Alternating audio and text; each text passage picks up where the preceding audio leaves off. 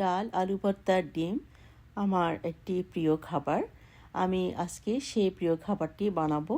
তো প্রথমে আমি এখানে ডাল ভিজিয়ে নিয়েছিলাম, মসুরের ডাল 4 কাপ। সেটাকে ভালো করে ধুয়ে আমি হলুদ দিয়ে সিদ্ধ বসিয়ে দিয়েছি। এই ফাঁকে আমি কুচি করে নিয়েছি রসুন 2 কোষ, অর্ধেক পরিমাণ একটা পেঁয়াজের অর্ধেক আমি পেঁয়াজ কুচি করে নিয়েছি, 5-6টা কাঁচামরিচ মাঝখানে ফালি করে নিয়েছি এবং একটা টমেটো কুচি করে নিয়েছি ধনেপাতা কুচি।